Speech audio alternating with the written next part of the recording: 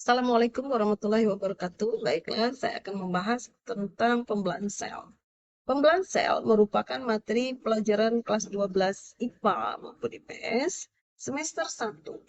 Adapun tujuan kompetensi dasar kognitifnya menganalisis proses pembelahan sel sebagai dasar penurunan sifat dari induk kepada keturunannya. Sedangkan kompetensi keterampilannya mampu menyajikan hasil pengamatan pembelahan sel pada sel hewan maupun sel tumbuhan. Tujuan dari materi pelajaran adalah menganalisis proses pembelahan mitosis, menganalisis pembelahan meiosis, membedakan proses pembelahan mitosis dan meiosis. Pembelahan sel ada 3 macam, yaitu amitosis, pembelahan sel yang tidak melalui tahapan. Mitosis melalui proses pembelahan profase, metafase, anafase, dan telofase. Di mana mitosis merupakan pembelahan sel pada sel tubuh, baik pada sel rambut, sel kulit, maupun sel eh, rambut, kulit, kuku. Ya, misalnya kalau kita memotong rambut, berapa hari kemudian akan panjang. Nah, ini karena adanya proses pembelahan mitosis. Untuk meiosis adalah pembelahan sel pada sel gamet, yaitu pembentukan sel kelamin seperti sperma maupun sel telur. Nah, kita akan melihat perbedaan mitosis dengan meiosis dengan tabel yang ada. Perbedaan secara singkat, di mana mitosis adalah pembelahan sel yang terjadi pada sel tubuh. Jumlah kromosom sel anak sama dengan jumlah kromosom sel induk. Ini terjadi hanya pada sel tubuh. Tadi yang sudah saya katakan, terjadi pada sel kulit, sel rambut, dan sel kuku. Untuk meiosis adalah pembelahan sel dalam hal pembentukan sel gamet atau sel kelamin, yaitu sel telur yang disebut oogenesis, pembentukan sel sperma yaitu spermatogenesis. Jumlah sel anak separuh dari jumlah sel kromosom sel induk.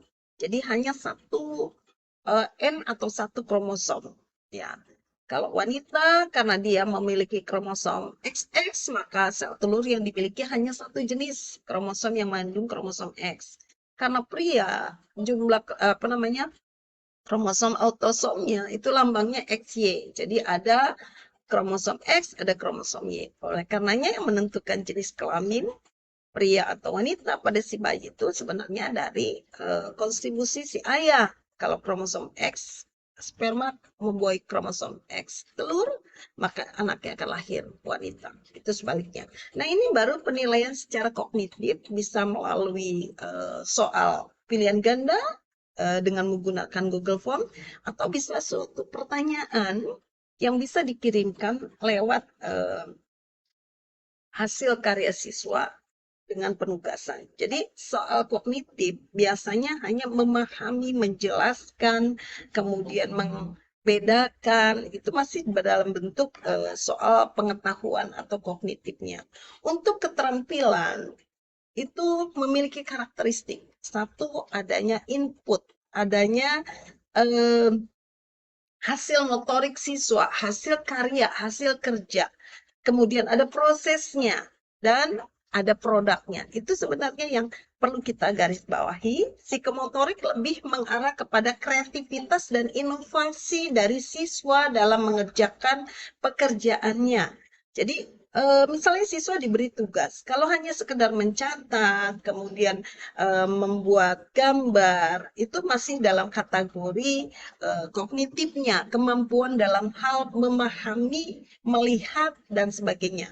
Namun yang diharapkan di sini adalah keterampilan motorik siswa secara kasarnya. Ya, dia melakukan sesuatu, kemudian dia melalui proses, prosedural, langkah-langkah yang sistematis, barulah dihasilkan semacam produk atau hasil. Nah, ini yang bisa kita katakan sebagai penilaian keterampilan atau psikomotorik. Oleh karenanya pada saat kita mengisi e-raport, itu ada istilah portofolio produk, portofolio project. Ada juga dikatakan sebagai unjuk kerja. Nah, di sini kita akan melihat bagaimana siswa melakukan tahapan-tahapan motoriknya tergambar lewat portofolio. Nah, jadi portofolio ini kumpulan dari hasil karya peserta didik setelah kita berikan semacam tugas pekerjaan yang meminta peserta didiknya ini melakukan kreativitas dan inovasi. Apa bedanya kreativitas dengan inovasi? Kreat itu menciptakan sesuatu yang tidak ada menjadi ada. Misalnya, siswa membuat film atau membuat hasil karya puzzle misalnya. Untuk memudahkan peserta didik memahami materi pelajaran, dia buat puzzle. Sehingga dia bisa menyatukan antara puzzle satu dengan puzzle lainnya untuk membedakan mana mitosis dengan meiosis. Atau bisa juga siswanya lebih kreatif, lebih menciptakan sesuatu yang menyenangkan. Ya, misalnya dengan membuat komik berjalan atau bisa juga dengan misalnya membuat semacam eh, konten lainnya yang memang peserta didik lainnya pun akan termotivasi untuk melakukan inovasi-inovasi lainnya.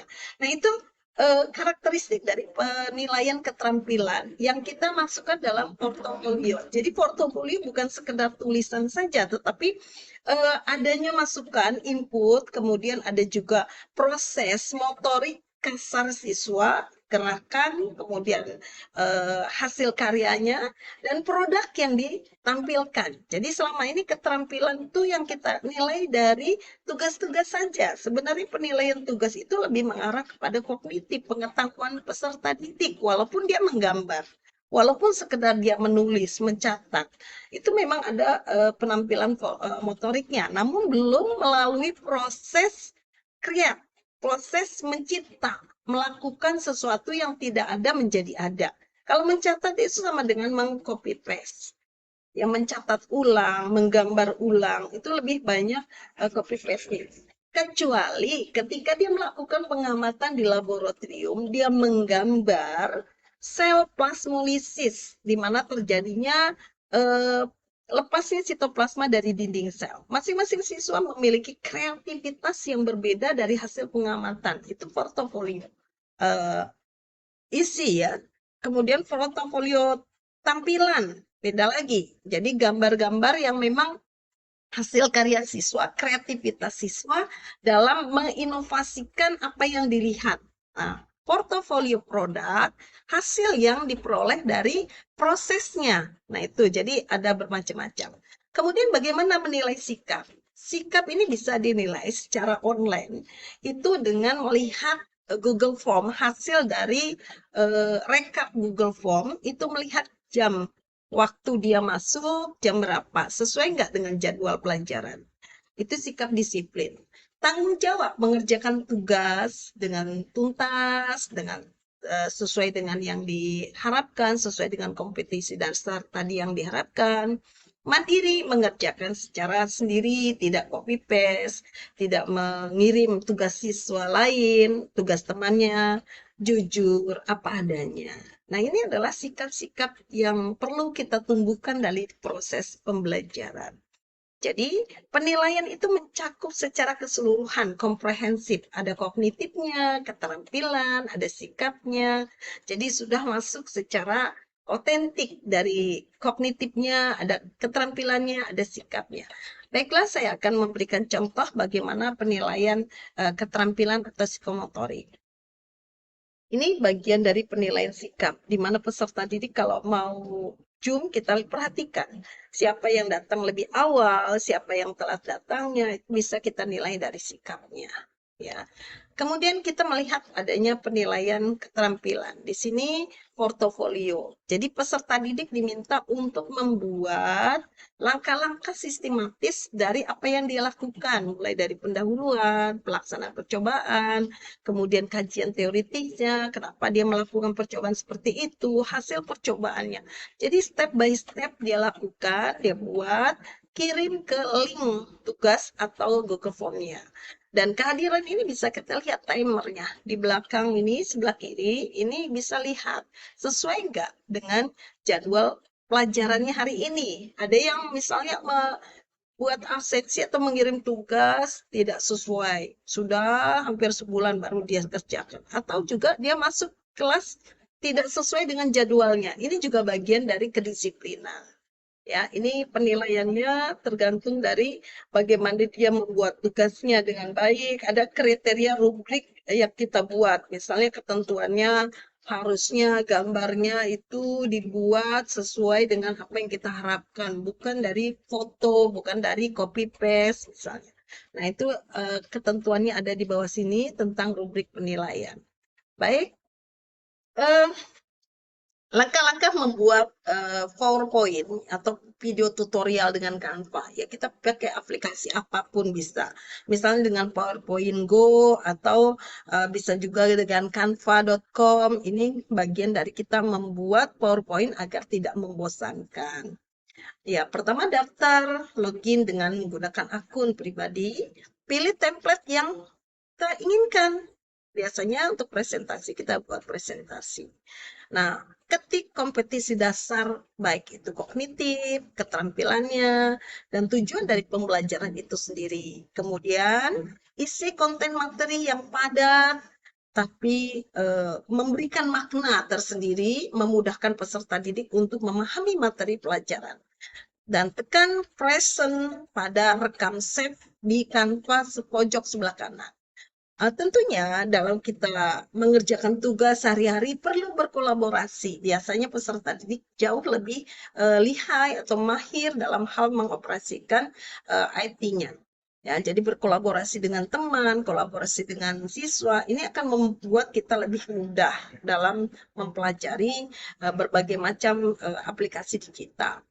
Izinkan saya berpantun sedikit. Pulau Pandan di balik Pulau Angsa Dua, hancur badan di kandung tanah, jasa baik takkan ajua. Artinya, lakukan apa yang bisa kita berikan kepada orang lain, walaupun sedikit. Mungkin sedikit buat kita, sangat berarti buat orang lain. Andaikan kita sudah tiada pun akan dikenang oleh siswa. Nah, demikian yang dapat saya sampaikan. Kurang dan lebihnya saya mohon maaf. Bila taufiq wal hidayah. Wassalamualaikum warahmatullahi wabarakatuh.